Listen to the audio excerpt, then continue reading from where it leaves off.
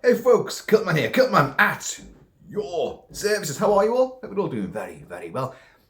Is it just me or is that a really hazy screen? Is it? Bit hazy fans hazy? What's going on there? No, whatever.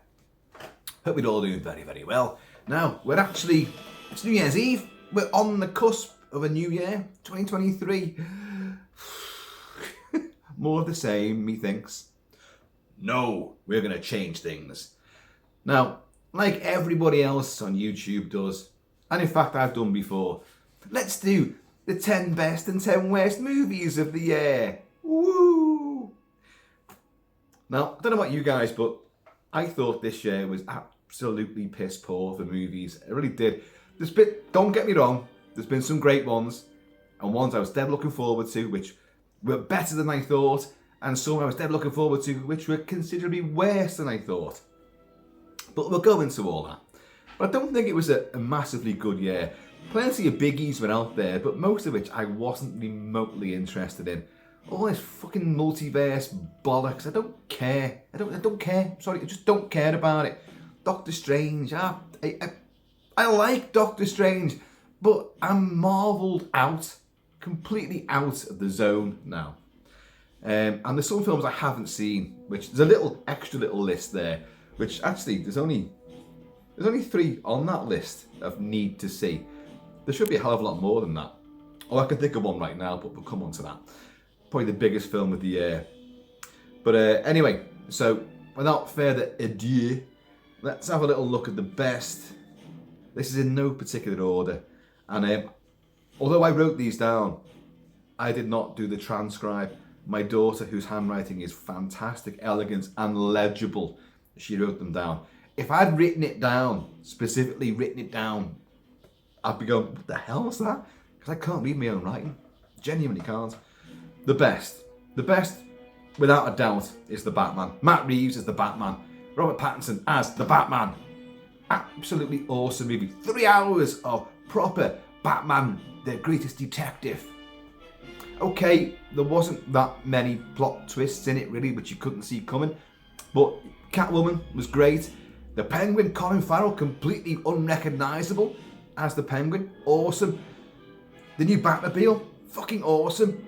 The action, when it came, was awesome. And the suspenseful build-up and the fabulous score by Michael Giacchino, whatever his name is. The most prolific composer in history at the moment. He's everywhere at once. Even more so than Hans Zimmer. His score was electrifying and very, very memorable. The Batman, without any shadow of a doubt, that's numero uno for me this year. Oh, and weirdly enough, I said they weren't in any particular order, but my next favourite is actually next. Prey, aka Predator 5. I'm playing Predator, the original Alan Silvestri score to the original and still the greatest Predator movie ever made. The original John McTiernan and Arnie Predator. But Prey, with the Comanche Indian nation going against the feral Pred, I loved it. If you remember, regular viewers, we did a massive build up to this movie. And many of us were like staying up all night trying, what time's it going to drop? Because it was on Hulu and other less discriminate platforms, shall we say. And God, couldn't wait for it. And we had texted each other all around the world. Has it dropped in your territory yet? No, I'm still waiting for it. And when it finally dropped, God, I did a review on the movie, I did a review on the soundtrack, and I did a watch along, a big full commentary for the movie as well. And I absolutely loved it. What you're going to find now with this rundown is that a lot of these films I've now watched again, and my opinions have changed.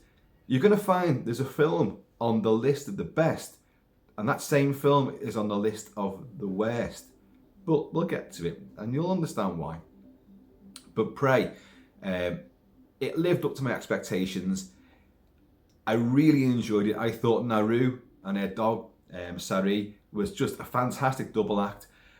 There's elements I thought could have been really better achieved with a bigger budget and maybe more in the screenplay department. The whole French trappers thing was absolutely squandered, I think. But the whole dynamic of Naru and her dog and her fighting for sort of recognition in her tribe. I thought it was done well. Spectacular location work.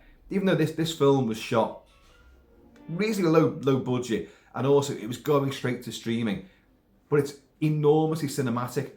Unlike all the other Predator movies, which have copious CG backgrounds and sets and stuff like that, this looked hugely panoramic and full of wilderness and beautiful, exotic, fantastic location work. I loved it. And another great soundtrack as well. Prey is fantastic. Just long for the Blu-ray of it, a UHD. But, you keep hearing these rumours that, Hulu don't release stuff like that, and a lot of streaming platforms don't release movies on Blu-ray, and oh god. Well, I pray for Prey on Blu-ray and UHD. No, let's get this better. I pray for Prey on 4K. Hey, there you go. Okay, next one. Also a recent one. Violent Night. I reviewed it extensively. Oh my god, I absolutely had a ball with that. What's his face? Sheriff Hopper from Stranger Things. David Harbour, that's it. As the real Santa Claus in a real die-hard scenario. He's going to take out the bad guys. He gets the shit kicked out of him, but he comes back with a vengeance because he is an old Norse warrior who, because of it, the skull crusher, this big trusty brain hammering fucking mallet, he's killed so many people. He's given the chance of redemption. Well, forsake your evil ways and become Santa Claus. But of course, he then has to go back to his old ways to save the day. And the people on his good list by killing everybody on the naughty list in a variety of really brutal and horrific ways. But the film is funny, extremely violent. Got a great roster of bad guys led by John Leguizamo. It was just fantastic. And a pure sort of Knives Out, Agatha Christie style dysfunctional family at the heart of all this. But it's also heartwarming, very seasonal, very festive, and propels the Christmas message. Despite all the blood and carnage and entrails, it's awesome. I loved it. Okay. Now the next one. All right. Should we do the next one now? Yeah. The Northman. Robert Eggers' take on the original Nordic saga, which became the basis of Hamlet. Yes. Alexander Skarsgård, ripped and toned and buffed up, and greasy, sweaty, and full of blood and mud, and yeah, it was boring as fuck, wasn't it? Or so I thought. You see, now, it's a tale of vengeance. His family are wiped out. He inveigles his way into the family and the settlement of the guy that is behind the murders of his mum and dad and his entire tribe. And he's a Viking berserker. These are the guys that strip off and just run headlong into battle and put the fear of God into people. They wear bear skins or any other animal skins, and they also what's often termed as the basis of the legend of the werewolf, because in bygone times when you saw these guys howling at the moon and ripping people apart, but dressed in furs, and they were big muscle-bound brutes. People thought they are a hybrid of an animal and a man. But the Northman.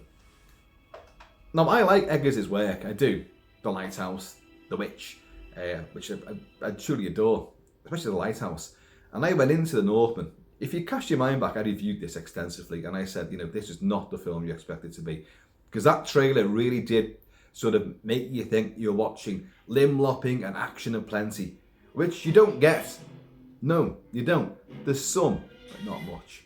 Not much at all. And it's long and it's slow. And I know that the story and the mythical telling of it with the Nordic sagas and the surrealism that's in there and the mysticism, Vikings, the TV show, does all that absolutely leaps and bounds better than this movie. So I watched it again because my son absolutely adores this film, and he watches Vikings as well. So I watched it again, and you know what? It's one of those films where once you know its limitations, and you go in and accept it for what it actually does deliver, not for what you hoped it would deliver, wow, it works a hell of a lot better. No, this is not exactly rocket science here. I've changed my mind over movies many, many times in the past. Steven Spielberg's War of the Worlds being one of the major ones I did a huge about turn on. Absolutely vault face. After hating it, I ended up absolutely revering it. But I'm not saying that that's the same case with The Northman, but I was able to accept the slow pace, the languid but yet gritty and grungy style that it had, and the multiple sort of dreamy fantasy sequences and the slow build up. But the final battle, which is just Revenge of the Sith, it's just you're on Darth Vader's planet full of molten lava spewing everywhere and a big battle. Well, it's not as big as you think it's going to be, but it's still good. It's still a good payoff, and I really found myself enjoying that languid style of storytelling. And I know the story anyway. I know the Nordic saga that it's based on, and it follows it pretty well. I like the slant that he took with it, but I'd gone in initially expecting non-stop carnage, action aplenty, of which no, but it does work. And second time round, yeah, I enjoyed it, and I will watch it again. So there you go. So we've had 1, 2, 3, 4. Okay. No, I'm going to leave the next one, because the next one is the one that appears on both lists, best and worst. We'll come on to that again. Terrifier 2. Oh God. No, folks, I love this movie. I like Terrifier 1. Terrifier 2 goes way, way beyond what you think you should actually see on screen. The killings that Art the Clown commits, particularly one, yes, the bedroom killing, that poor girl, the stuff that he puts her through, oh God, it beggars belief.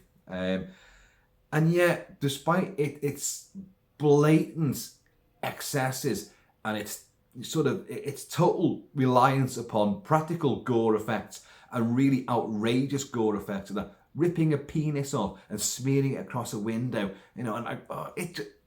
come on, and there's so much gore and severe bloodletting that you're wallowing in the stuff. But I'm a gore hound, so I love that kind of stuff, and especially when it's practical effects. But it is disturbing, and yet it's funny at the same time, and that's what the director was going for, and I forgot the director's name now. And Terrifier initially was a short film. Then he managed to, because it was successful, make it into the big film, well, the big yet low budget full-length movie, Terrifier, a few years ago. And he wanted to get Terrifier 2 going, and he finally got it done. And now we're going to have Terrifier 3 and 4. Because he's worked out the story already. There was always going to be a much grander story to Art the Clown, because he's purely demonic. Where did he come from? Who was he initially? How did he get to this sort of powerful, diabolical abilities? And why is he so fucking nasty? But it's great, and I do recommend it for those of a jaded taste. And you've got to be ready and wary of what's going to hit you, what's going to splat in your face, because it doesn't hold back at all. It is extreme. So Terrifier 2, I thought was terrific. Werewolf by Night, directed by that guy whose name I couldn't pronounce before, the film composer Michael Giacchino. That's it, got it right there, Giacchino. He directed this for Marvel, and it was a Marvel Halloween special, a one-shot, and on Disney Plus. Only on for 52 minutes or something like that. But it tells the story of Jack Russell. Jack fucking Russell. It's a early 1970s comic, which was, again, a one-shot. He was a character who came into someone else's stories. I think it was Dracula. And then got his own shot and became like a cartoon anti-hero. Comic book anti-hero. Jack Russell, who is a werewolf by night. And it's a great, again, you've got an Agatha Christie style thing where they're all drawn into a family mansion, and they've got to fight it out. They're all monster killers, monster hunters, and they've got to kill each other and track down a monster in a maze to win the prize, you know. And but the shock is that he's actually a werewolf, and they're hunting down Man-Thing. Yeah, Marvel's answer to DC's Swamp Thing, but Man-Thing, and I thought it was great. It was shot in black and white, very silvery, pristine black and white, but a few glimmers of colour, like red or gold with glints as well in some scenes. But the final sort of post-credit post-credit sequence would be full-blown colour, and I thought it was great. Not as gory as the trailer made you think it was going to be, but it is violent. It is no holds barred, but it could have been a bit nastier. But when the action comes, it is fast and furious and fairy. So yeah, Werewolf by Night. Crimes of the Future's next. That's I was going to say Dario Argento then. David Cronenberg. Did you get them two mixed up? You know, they're poles apart. But David Cronenberg goes back to an idea he had for one of his short movies way, way back, even before the likes of Shivers and Rabid and The Brood, and expands it colossally. One of his favourite actors of all, Viggo Mortensen, who's been in several Cronenberg movies now. It is futuristic, it's sci-fi, it's gritty, it's cold, it's also emotional. People are eating plastic. What's that about? How can that be a theme? And yet it is. And it's a very dark and diabolical and yet sort of innovating theme as well, about how we can evolve, how mankind is moving on. There's a lot of really heady ideas in this, as you'd expect from Cronenberg. Horror film? No. Drama, futuristic sort of observation. Yeah. Is it Cronenbergian? Oh yes, very definitely. I loved it, but again, it's for people who like Cronenberg's movies, and particularly, I was going to say the older movies, but no, it's older movies were more like Rabid, Shivers, The Brood, Scanners. They were more, body horror and explosive heads and stuff like that. Videodrome. It's more sort of his later phase, but with hints of the older stuff, if you know what I mean. And I thought it worked great. I did not think it was disturbing as initially a lot of reports were saying, oh God, you need a strong stomach to sit through this. This is really going to upset you. It's going to upset the balance completely. No, it's thought-provoking. It's got lots of great ideas, and I loved it. And a great score from Howard Shore, who is his regular composer. By the way, cheers folks. Just found this nestling down below. So Crimes of the Future, definitely recommend that. Again, if you're into that kind of thing. Okay, next on the list is Glass Onion, a Knives Out mystery. Now, Knives Out was an unexpected delight. Great characters, great actors, a particularly winning performance from Daniel Craig as Benoit Blanc, who is fantastic.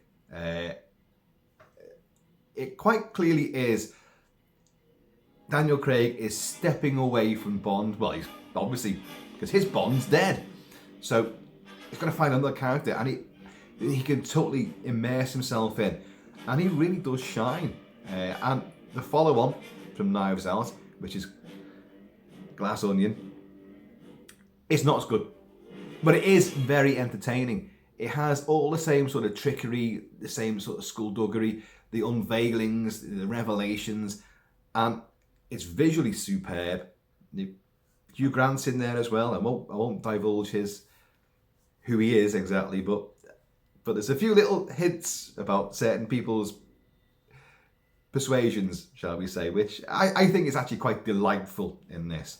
And Daniel Craig again excels. They're all good again. Edward Norton's fantastic.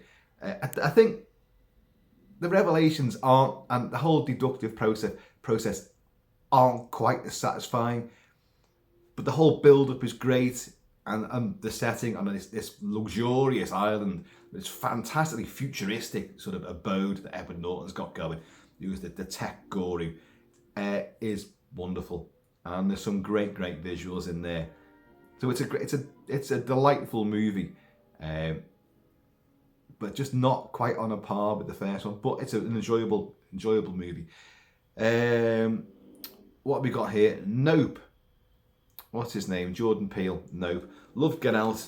Wasn't fussed on Us. Nope. About something in the clouds.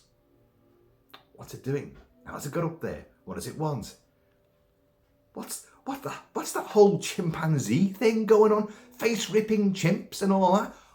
Horses being held into the air. What's happening? It's great. It's weird. The trailer does make it out to be something that it quite isn't, but you have got something in the clouds which is genuinely creepy, weird, surreal, frightening, interesting. You've got a whole thing about making movies, TV shows. You've got haunted people by their past. You've got people who are out for redemption. It's got a lot going for it. And another great soundtrack as well by someone whose name I have completely forgotten. But Nope I was looking forward to it. And then when it came out, I kind of didn't look at it for a while. And it was only sort of a good few weeks after it came out that I finally caught up with it. And then I forgot to actually review it on the channel because I thought, I've been dying to talk about this movie. And then I saw it and I got swept up in other things. And I've still yet to do a full review. So I'm not doing many spoilers here. Or have I done a few? I probably have, haven't I? Oops. But not spoiling that anyway. But yeah, Nope's up there without a doubt. Not everyone liked it though. But not everyone liked Get Out. And even few people liked Us. So it's one of those, he has an oeuvre and a distinct sort of style and a voice which only Jordan Peele will respond to. Unless you're massively into Jordan Peele stuff. So they're either going to work or they're not going to work. They're a bit like M. Night Shyamalan. And I say Shyamalan because most of his films are a fucking sham. Although Knock at the Cabin, which is coming out next year, does sound intriguing, methinks. Right, okay, here's the one which is on both lists, okay? Thor, Love and Thunder. Oh man, was I looking forward to this movie.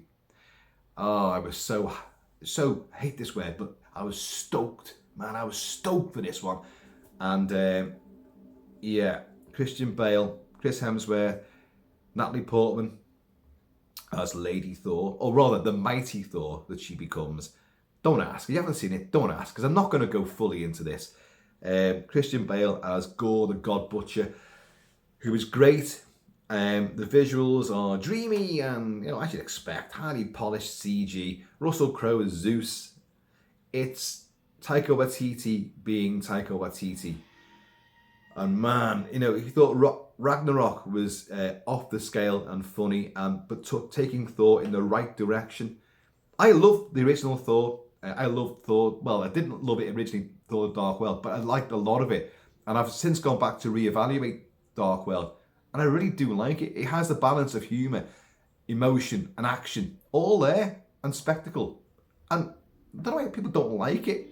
But anyway, then Ragnarok came along and Ragnarok just blew me away. Jeff Goldblum, outstanding. Hemsworth's comedic bent comes to the fore, but in the right balance. And that's the thing about Thor Love and Thunder. It doesn't get the balance right. Gore the God Butcher has a great story to tell, but he's barely in the fucking movie. And then Thor fighting Gore. In the end, Thor, Gore. Can you take any more? Has a bunch of kids to help him fight. Oh, what's that about? That's a bit family friendly and crowd pleasing, isn't it? Not. Natalie Portman, who I despise normally, actually thought was really good in this as the mighty Thor. Lots of great jokes with the hammer, with Mjolnir, and who's Thor wants his Mjolnir back. But he's got Stormbreaker, and Stormbreaker's a bit of a jealous tool, So I did laugh out loud at this and had a really good time when I first saw it. So I look forward to it, and it did seem to deliver at the time. I did a massive review of it, and then I watched it again. Oh man, I watched it again. So that's the top 10 best Thor Love and Thunder's in there. But top 10 worst Thor Love and Thunder then goes into that list. So we'll head up the worst of 2022 with Thor Love and Thunder. The balance is completely wrong. Taika Waititi doesn't give a shit. It's almost like he said, like, look, I got away with so much on Ragnarok, and you all love me for it. Well, and you know what he's like anyway. You know, he doesn't care. In reality, he doesn't give two fucks. No fucks are given. Well, he does give a few fucks, actually, but we won't go into all that side of things. But I got away with it. So now I'm going to go 100 gazillion% in my direction, when I just don't give a shit. I'm going to throw everything at the screen, and it's going to be a riot. I'm going to undo all the pathos and tragedy and the dark side and emotional side of the story of Thor Love and Thunder, and Jane Porter having cancer, and Jane having, when she's got Mjolnir and she becomes Mighty Thor, but her body back home is dying. The more that she does stuff as the Mighty Thor, the more her own body dies. And of course, well, I said no spoilers, didn't I?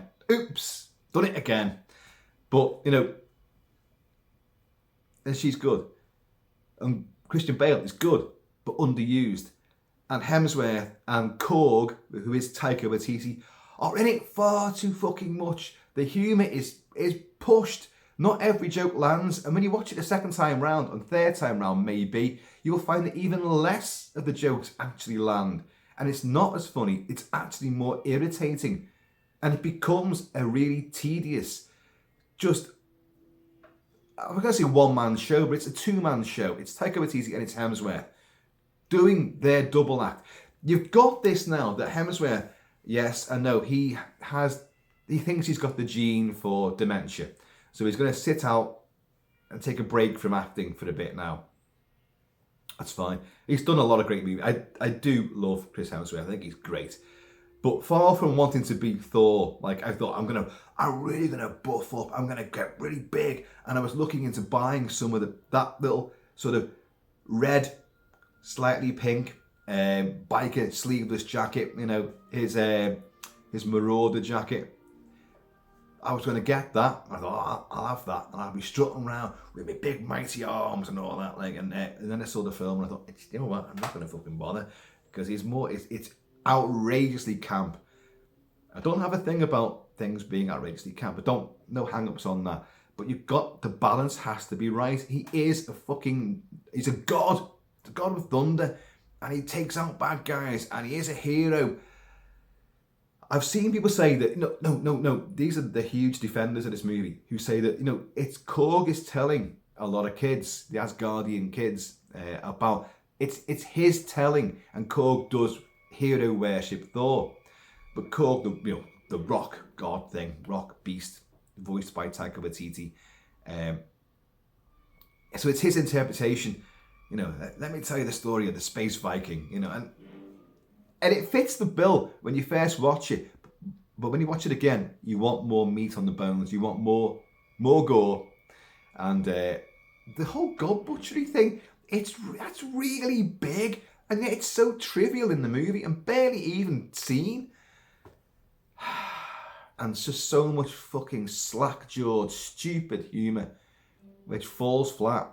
So Thor Love and Thunder was great first time round, but shit second time round. So it's the best and the worst, kind of epitomising what the year's been for me when it comes down to movies.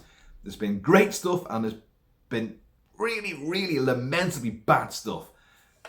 So what's next on the worst?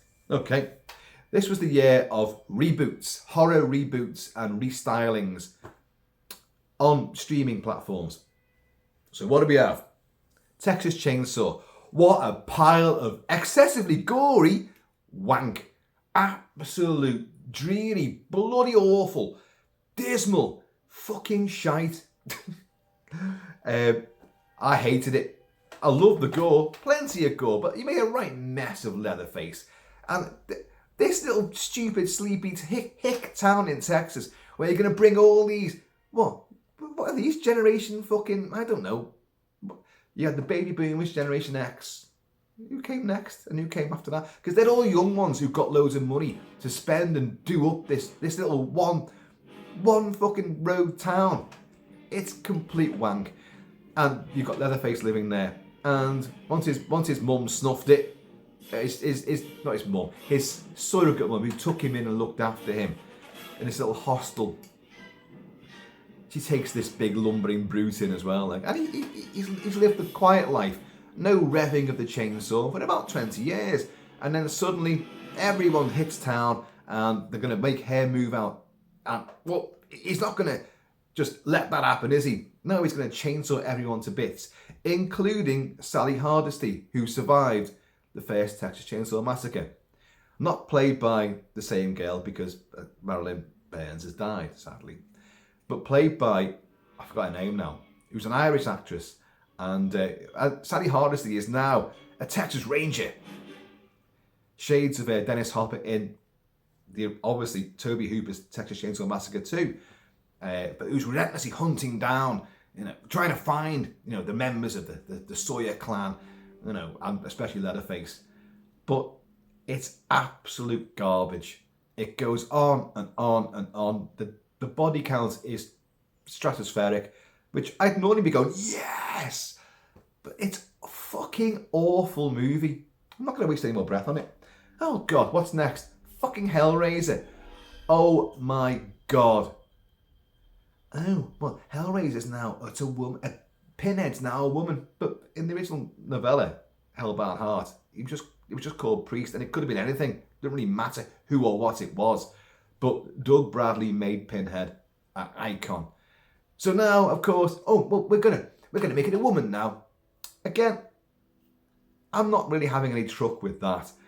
But at least make Pinhead something special. Keep the eloquence, keep the surreal, scary qualities of this Cenobite demon. Yeah, got pins in your noggin. You don't look remotely frightening. You don't act remotely frightening, nor do any of the other Cenobites. And this whole thing with the fucking lament configuration. Oh my God almighty. And it's like the Evil Dead reboot, where you've got junkies and they're troubled, they're obsessives, maybe alcoholic, but they're addicts anyway. Nothing wrong with being alcoholic. Cheers, Joel. It's not as gory as you think. It's long, it's boring. The characters are all despicable. You hate every single one of them. Every single one. Without fail. You want them all to die, and die fucking quickly. Oh, and there's another thing. Swearing. Oh yeah, I swear a lot. But I don't, if I was writing a screenplay, I wouldn't have every other word fucking. And just swearing for the sake of it. It's not big, it's not clever, it does not make a screenplay, resound in your mind. It just infuriates. And this film has so much, it's not like, God, you think it's Goodfellas? But in Goodfellas, it's character based. They would swear like that. Scorsese's characters, gangsters, do swear like that. And it forms their own sort of lingo, their own patois. But in this, it's done for, it's going to swear because we're hip and we're cool and we're pushing things. No, you're not pushing things. Just push off because you're shite. Absolute. I hated every minute of this movie. Oh, no, okay. There might be some camera work isn't too bad. But if I've got to go and think, what was okay about it? Was the music all right? Oh, there were some harkbacks to Christopher Young's excellent scores for Hellraiser and Hellbound Hellraiser 2. Some little harkbacks to that, which they're okay. But if the good points of the score are harkbacks to the original better score, that's not really a good point then, is it? No, I hated Hellraiser. I hated it. And the people who made this just, well, in your vernacular, just fuck off. And never fucking come fucking back, you fuckers. Oh God, what's next? Another, oh God, not a reboot, but a sequel. Jeepers Creepers Reborn. I know some people have a lot of problems with Jeepers Creepers because of the director and the things that he's done, and yeah, I have a lot of problems with that as well. But I do like the film Jeepers Creepers. I like bits of Jeepers Creepers 2.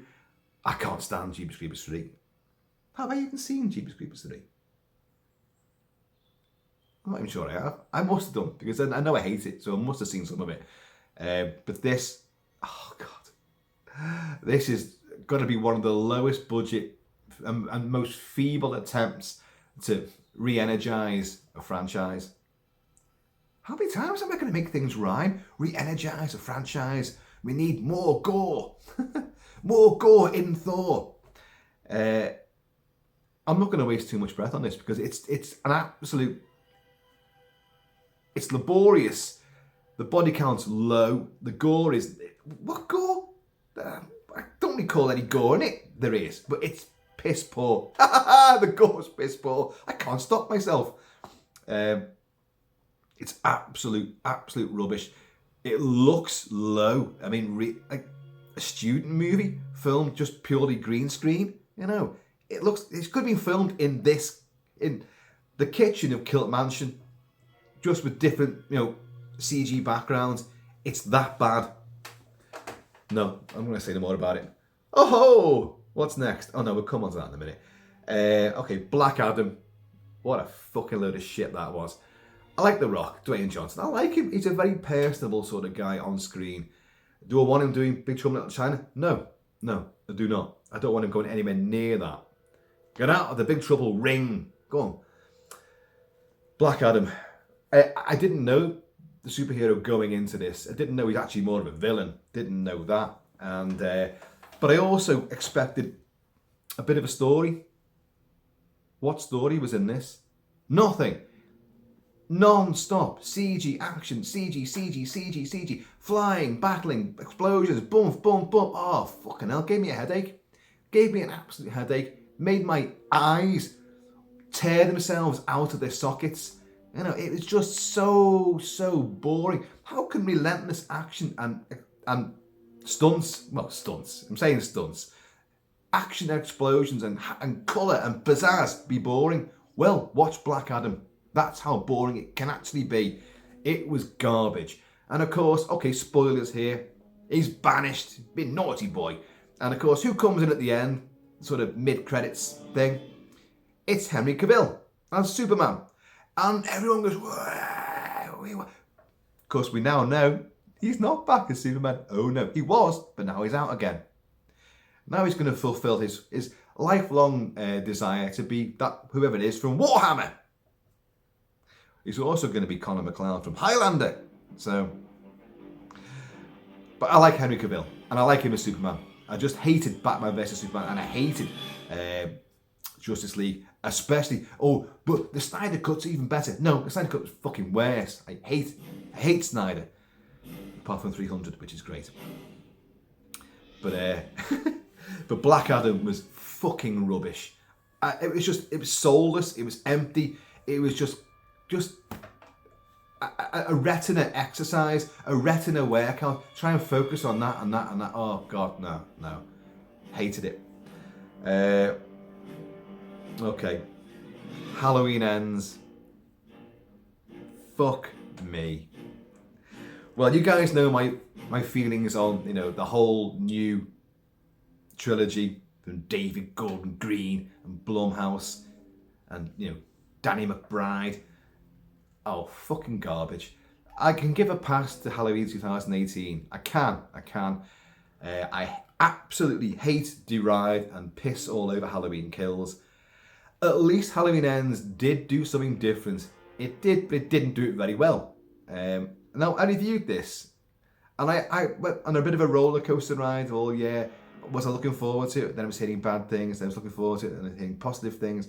Then I had more bad things. Then the script got leaked to me, and I thought, no, they can't do that, can they? Can they? Oh, they can, and they did. But it wasn't as bad actually watching it as what I'd read, and it's not as bad as a lot of people make out. I admire what they tried to do, and in mind they did something different. It's just that Danny McBride, David Gordon Green, just is a shit director. Sorry, folks, I don't rate him at all. He certainly cannot direct horror. But no. And look, those people who love these Halloween movies, There's zero suspense. There's zero tension. There's no momentum. There's nothing. Absolute no suspense or, the nightmarish quality that John Carpenter imbued Halloween with. And of course, these eschew all the other Halloween movies. And yet, they also take in lots of bits of the other Halloween movies as well. So, David Gordon Green, yeah, whatever, mate. It was garbage. Halloween Ends was garbage. Your entire trilogy was garbage. And this capper, you've got everyone building this up and looking forward to this movie.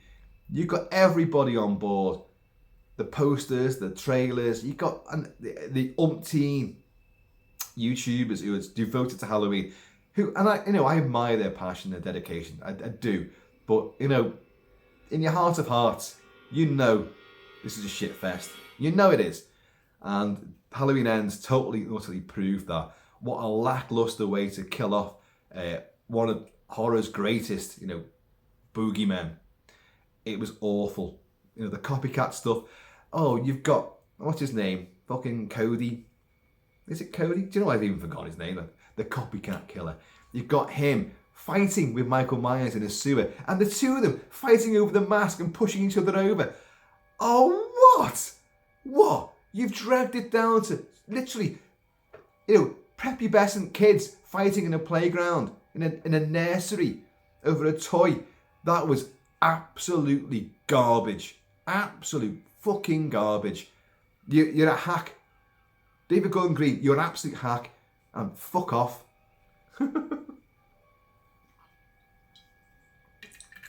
No, I gave you some points for this movie because you tried to be different and break the mould. And I still do stand by that. But you still can't make a good movie because the movie still stinks. So, Halloween Ends. Thank fuck for that. Right, The Munsters, Rob Zombie. Oh, God. And of course, Rob Zombie did his Halloween and Halloween 2. And I've given a lot of kudos to Rob Zombie for his Halloween movies. Again, I know I'm on, I'm a bridge over troubled waters there. I'm not saying they're good, folks, but I like people that try to do something different. We're not here to talk about that now. But The Munsters. He's a lifelong fan of the original 60s TV show. The Munsters. Yvonne DiCarlo. Oh, God, my God. Whoa, that's the ultimate goth vampiric vixen. She's so sexy. And Herman Munster. You gotta love it. It's that jaunty main theme, and they're so lovable. It's a brilliant show. So what does he go and do? He gets his missus, Sherry Moon Zombie, playing Lily Munster. Okay, I don't mind Sherry Moon Zombie at all. If you're a filmmaker that has your family involved, then keep them involved. I don't mind that. But make a good film. Try to pay proper homage to what you say that you're a lifelong fan of and you respect. And you made this absolute gaudy, neon-drenched nightmare. Forget Joel Schumacher and Batman and Robin. Forget all of that and Batman Forever. This is just, oh my God, it makes you sick. It's so bright and garish. Okay, turn the colour off. Done that. Yeah, that works. Make it black and white. Yeah. What? Well, does it make the film any better? Not a jot. The film stinks. It's garbage. It's badly acted. It's badly directed. It's badly, I'm going to say badly written. It wasn't written at all. What fucking script is there? What story is there? There's nothing. There's nothing to it. It's just a big splat of pantomime regurgitation of something which is infinitely better and done by a bunch of a committee bunch of writers back in the 60s who were throwing episodic stories together and yet contain charm, narrative, character, depth, and actual intrigue and mystery and fun. And your film had none of that. Absolutely none of it. The Munsters 2022 was a fucking train wreck. In fact, out of this list, it's probably the worst movie on that list. From an everything standpoint, technically it's garbage. Acting wise, it's shit. Story-wise, it stinks. Everything is bad. Everything is so bad about it. At least things like Texas Chainsaw had great effects in it. Hellraiser had great photography. Jeepers Creepers Reboot, no. Actually, it's on it. The Monsters and Jeepers Creepers Reborn probably are tying. They're both that bad in every capacity. Firestarter. Oh, God. And this was Blumhouse. Was this Blumhouse? Yeah, Blumhouse trying to, again, oh, God. Blumhouse, where you just fucking grow a pair and make your own movies. Stop dipping into someone else's and remaking them and rebooting this and that. Just make your own fucking films. If you think you can make movies, then make your own. Firestarter remake with John Carpenter scoring the movie. The score's good. John Carpenter was meant to direct the original Firestarter movie, but he didn't do it. He went on to Christine instead. Christine, which was another Stephen King adaptation. And John Carpenter's Christine is magnificent. Firestarter from the 80s is actually, I've reviewed it. It's good. Tangerine Dream scored it, and I enjoy it. Drew Barrymore's there. Keith David. Is it David Keith? No, it's David Keith. Keith David's the guy from The Thing, isn't he? And it's David Keith is the guy in that. He's great. Who did we get in this one? It's fucking what's his name from The Greatest Showman and High School Musical. I forgot his name now. Bit of stubble now, and he's kind of like, actually he's not bad. The effects, crap. The story is crap. The reimagining is worthless. It's again, I keep using this word, soulless, because you're just going by the numbers. What is the point? What is the point of remaking a film which you've already had, which is actually pretty good, if you can't inject any emotion, humanity, or point to it? If you can't get behind the characters, then it's lost. The game is over. Oh, maybe the effects can sell it. No, the effects are shit. They're like something that you get out of a cereal box, and like, oh, it lights up in the dark. Well, that's the effects you've got in Firestarter. Absolute cheeseball effects. A complete and utter waste of time, folks. Don't bother with it. There's still 2 on this. Okay, Morbius. Now, we waited a long time for Morbius, and we all knew it was going to be bad. And boy, was it bad. Jared Leto, what his fucking name is. Oh, God. He's not a bad actor, to be honest. Or is he? He's a face, isn't he? He's a face and a style, not an actor. Oh, God. This was garbage. But, compared to what I've been discussing in the rest of the worst list, actually it's more enjoyable. At least there's some action in it. And I was going to say some of the effects are good. They're not. They're really bad effects, aren't they? The effects all seem very rushed. And, you can tell they just haven't had the money or the time or the inclination to be bothered with it. It got stalled because of COVID, as a lot of these movies actually did as well. But especially the Batman. But the Batman came out looking amazing. And I was just filmed down the road from where I was working at the time. But dickhead here didn't bother. I thought at the time, oh, go and watch Matt Reeves and Robert Pattinson are making the Batman just there. Go and film it for YouTube channel. Oh, I'd go later. But no, I went to the pub instead, didn't I? As usual. And I missed all the opportunities. I really do kick myself for that now.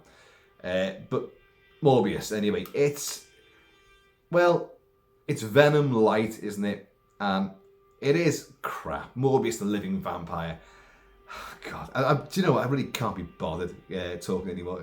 I'm running out of steam. I've done so much vitriol and spitting and hate that Morbius, actually feel quite sorry for it now, because I don't think it's as bad as I was going to make out. In fact, I might go and watch it in a bit and go, oh, you know what? It's all right. It's not that bad. But it's still one of the worst of 2022. But, okay, let's end on one of the biggest films of 2022. Long awaited, long anticipated, and so not worth it. Avatar 2: The Way of Water. Oh, God almighty. Where's my thesaurus? I need a thesaurus of other words, which I can use instead of garbage, crap, boring, banal, ridiculous, redundant, completely irritating, boring beyond belief. All those things apply to Avatar 2, The Way of Water. Jim Cameron, oh, you're king of the world. No, you're a fucking jester. That's all you are now. And, and you're coming out with the same old pantomime show that you did, back in 2000? I always forget when Avatar came out. 2007? 2010? Or whatever. A long time ago. And yet, really, you wait for technology to catch up with you for this movie? So you could do this slew of sequels. There's more? You think you can tell more of this saga? You just told the same story as Avatar 1. And Avatar 1 was Dances with Wolves. Was a man called Horse. It was fucking Fern Gully. It was... What's her name? Oh, Indian. Comes back to England. Oh, God, what's her name? Not Pinocchio. Oh, I forgot her name now. Pocahontas, that's the one. It's that. And it still is. You haven't changed the story one iota. Oh, Jake, Scully, fucking whatever he is. And the Na'vi, he's got kids now, and the kids are being bullied, and the kids move. And you move to Oceanside. Oh, you've got an Oceanside view now. Yeah. Fuck off. Oh, but the effects, the water's real.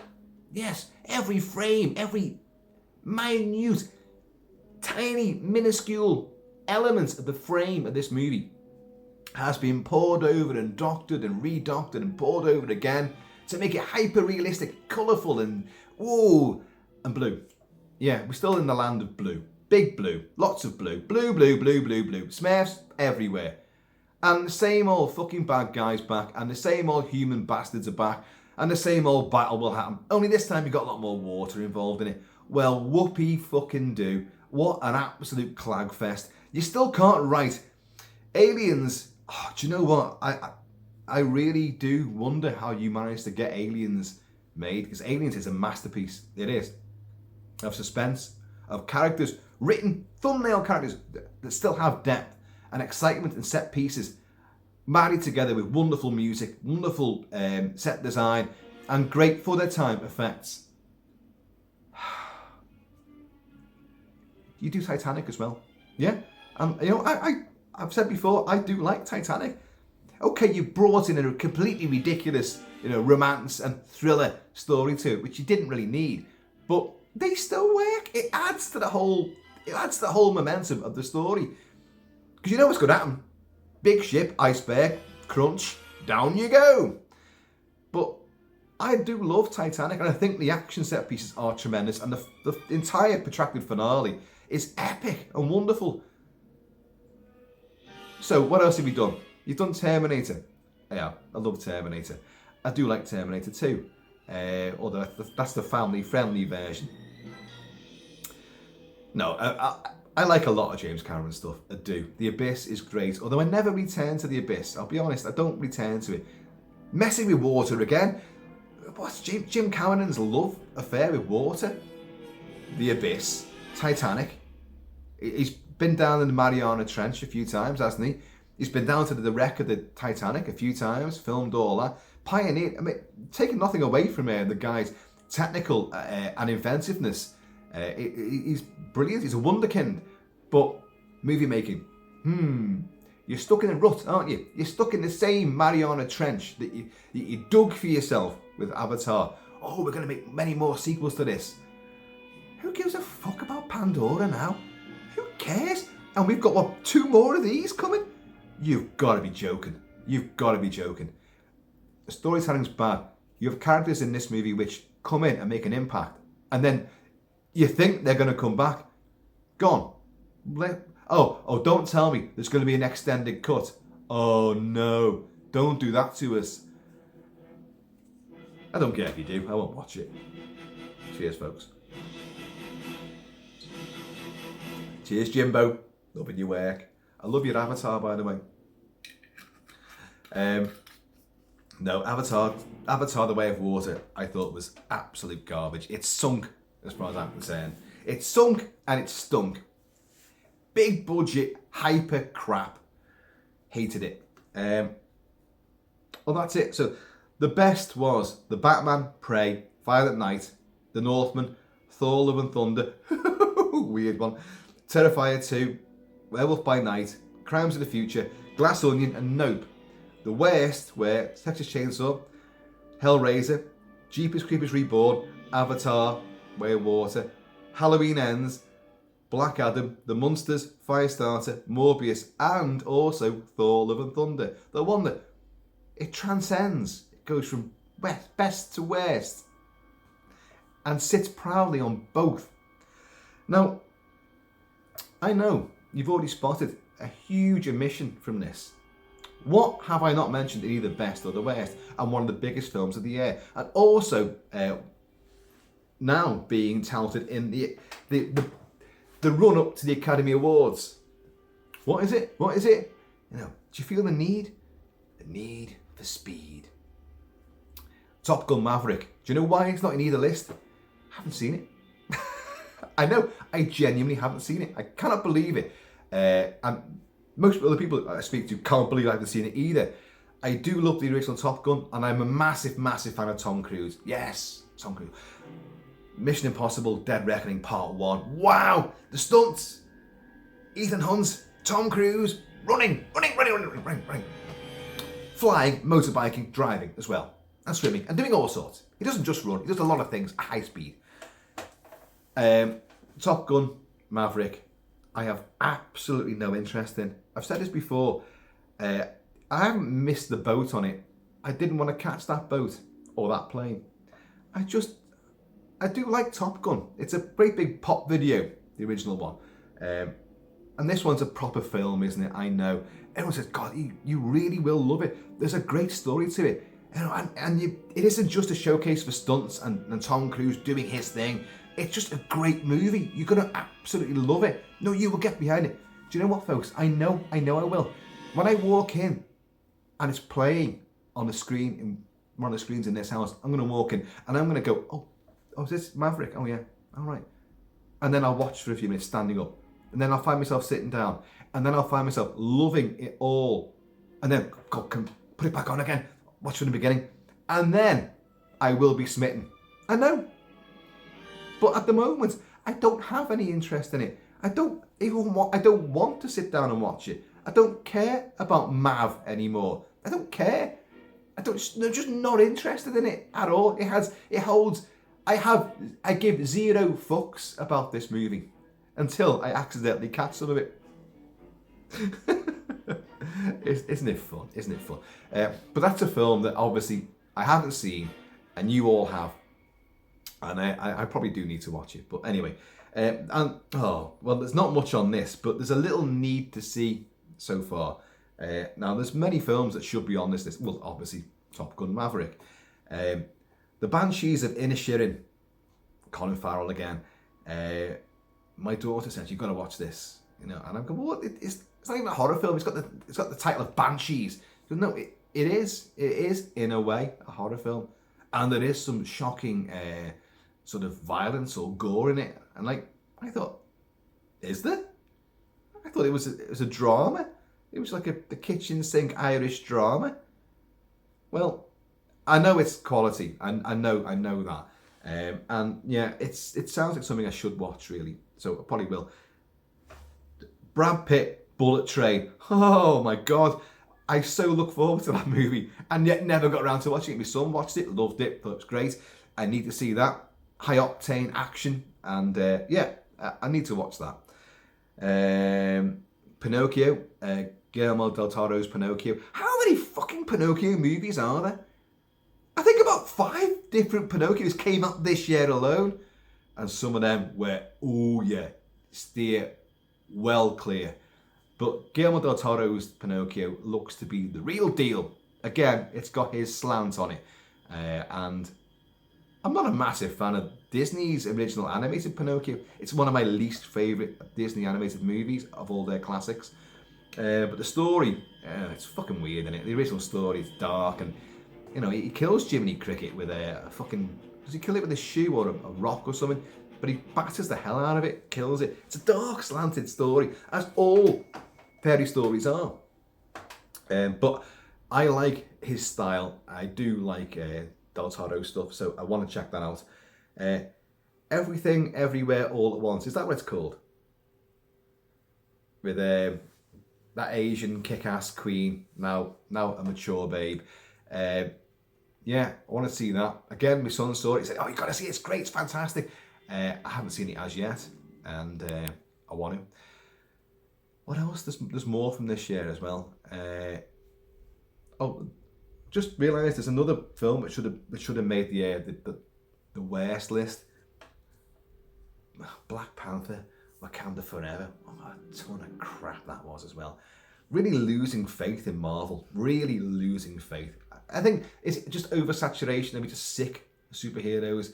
But Wakanda Forever and all that. You know, we loved seeing Black Panther in, what was it, Captain America Civil War, and then obviously Infinity War and Ends and all that. All of that was great. But this was just... was anyone asked? I wasn't bothered in the least. I got bored. I yawned all the way through it. I've really made this sound like a terrible, terrible year of movies. There was a best list, and I enjoyed all of them. Really, really much. Because I've reviewed most of them as well, and I've done all my enthusiasm for them in their own sort of stuff. But yeah, so I need to see Banshees of Inisherin, Bullet Train, Pinocchio. What else did I just say there? Oh, Everything, Everywhere, All at Once. Oh, Barbarian. There's one I haven't seen. A horror movie. Barbarian. I need to see that properly. I thought I had seen it, actually. People were talking about it, and I thought, oh, I've seen that. Because I recognised what they were saying, and then I thought, oh shit, I actually haven't seen this. I've just read about it. But if you live and breathe movies, this inevitably happens. You start thinking, I've seen that. Haven't I? Or you think, oh, I've got a copy of that. I've got it on Laserdisc, I've got it on Blu-ray and UHD, and you go, oh, no, I haven't got it at all. This is what happens. But anyway, folks, we've gone over an hour now. That's the best and worst of 2022, movie-wise. According to me, it's all subjective, isn't it? You've got your own list, you've got your own list, you've got your own list. No one cares about your list. But, you know, so you make up your own minds. What I say doesn't go. It's just what I think. So, cheers, y'all. And it's been good listening to Predator all the way through this as well. Prey was the thing which blew me away. Low budget, massively look forward to. People were really denouncing it for its, oh, it's woke, oh, it's a woman hero. Oh, fuck off. Fuck off. You know. And, oh, they're speaking Comanche, but they wouldn't have the technology to defeat it. Well, it's set further back, and its ingenuity, and Arnie in the first movie has to fall back on primitive skills to outwit and defeat. And only by fucking luck does he do it in the original Predator. But Prey, I'm looking forward to them taking this further on. It does hint that it could go further, that more Pred ships are going to be coming through. But it hints at it. Whether we go there or not, I don't know. But I want to see more. I want to see more from the people that made that movie. I wasn't a fan of the look of the feral predator in it. I'll be honest. I thought he looked a bit crap. And over-reliance on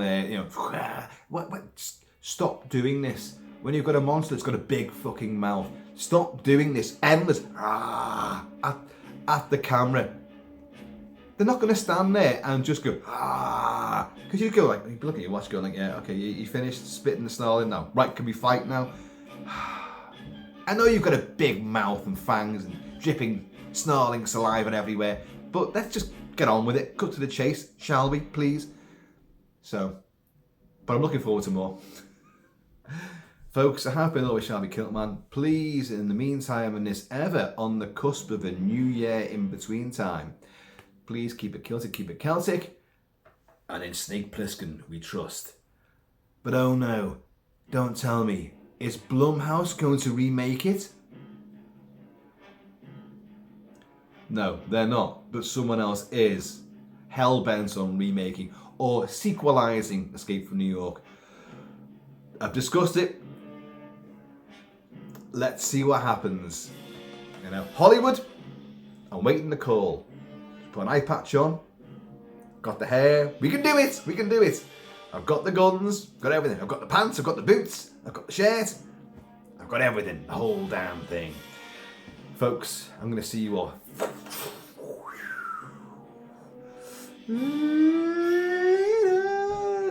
And it might be next year. The next year is only a matter of hours away.